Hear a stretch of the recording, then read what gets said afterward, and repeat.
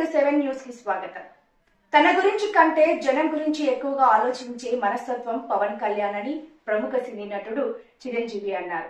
జనసేన గెలుపు కోరుతూ ఆయన ఎక్స్ ట్విట్టర్ వేదికగా వీడియో సందేశాన్ని విడుదల చేశారు.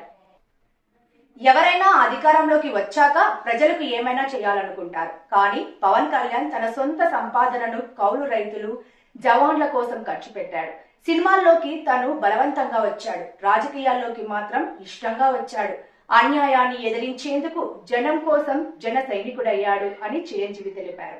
కొణిదెల పవన్ కళ్యాణ్ అమ్మ కడుపున ఆఖరివాడిగా పుట్టిన అందరికీ మంచి చేయాలి, మేలు జరగాలి అనే విషయంలో ముందువాడుగా ఉంటాడు. తన గురించి కంటే జనం గురించి ఎక్కువగా ఆలోచించే మనస్తత్వం నా తమ్ముడు కళ్యాణ్ బాబుది. ఎవరైనా అధికారంలోకి వచ్చాక ప్రజలకు ఏదైనా చేయాలనుకుంటారు. కానీ కళ్యాణ్ తన సొంత సంపాదనని కౌలు రైతులు కన్నీళ్లు తుడిచేందుకు ఖర్చు పెట్టడం, సరిహద్దు దగ్గర ప్రాణాలొడ్డి పోరాడే జవాన్ కోసం పెద్ద మొత్తం అందివ్వటం, అలాగే మత్స్యకారులు ఇంకా ఎందరికో తాను చేసిన సహాయం చూస్తుంటే ఇలాంటి నాయకుడు కదా జనాలకు కావాల్సింది అనిపిస్తుంది. ఒక రకంగా చెప్పాలంటే సినిమాలోకి తను బలవంతంగా వచ్చాడు, రాజకీయాల్లో మాత్రం ఇష్టంతోనే వచ్చాడు.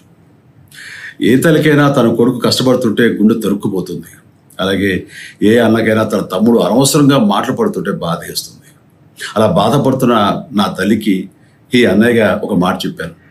నీ కొడుకు ఎంతోమంది తల్లుల కోసం, వాళ్ళ బిడ్డల భవిష్యత్తు కోసం చేసే యుద్ధం అమ్మా ఇది. మన బాధ కంటే అది ఎంతో గొప్పది అన్నాను.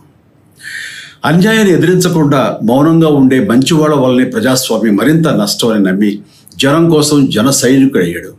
తాను బలంగా నమ్మిన సిద్ధాంతం కోసం తన జీవితం రాజకీయాల్లోకి అంకితం చేసిన శక్తిశాలి పవన్ కళ్యాణ్.